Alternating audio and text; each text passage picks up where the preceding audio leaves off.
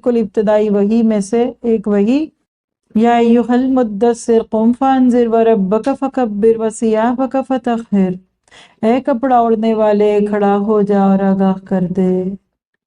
اور پھر آپ ایسا کھڑے ہوئے کہ 23 سال کھڑے رہے، حتیٰ کہ ڈیتھ بیڈ پہ بھی آپ تبلیغ کر رہے تھے، لوگوں الصلاۃ وما ملکت ایمانکم، لوگوں نمازوں کا اور اپنے زیر دستوں کا خیال رکھو، اور کھڑے ہو کے کرنا کیا، وَرَبَّكَ فَكَبِّرْ، اور اپنے رب ہی کی بڑائیاں بیان کر۔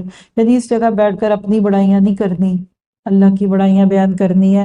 تو قم فانذر، دین کے کام کے لیے روحانی طاقت کی ضرورت ہوتی ہے جو راتوں کے قیام سے ملتی ہے۔ امام ابن تیمیہ رحمہ اللہ فرماتے ہیں متقی یعنی ولی ہونے کے لیے ایسی کوئی شرط نہیں کہ ان سے کوئی گناہ ہی سرزد نہ ہو یا وہ خطا اور معصیت سے معصوم پیدا کیے گئے ہوں۔ اگر ایسی کوئی شرط ہوتی تو پوری امت میں کوئی بھی متقی نہ ہوتا، کیونکہ انسانوں سے گناہ تو ہوں گے۔ پھر متقی کون ہے؟ متقی وہ ہے جو گناہوں سے توبہ کر لیتا ہے اور جو گناہوں کو مٹا دینے والی نیکیاں کرتا ہے۔ اللہ ہمیں متقی بنا دے۔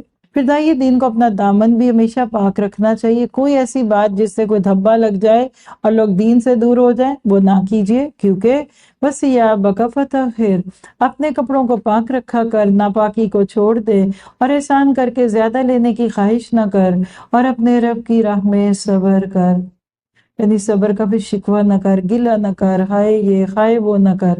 اللہ سے اجر جنہوں نے لینا ہوتا ہے وہ اپنی نیکیوں پہ افسوس نہیں، خوشی کرتے ہیں۔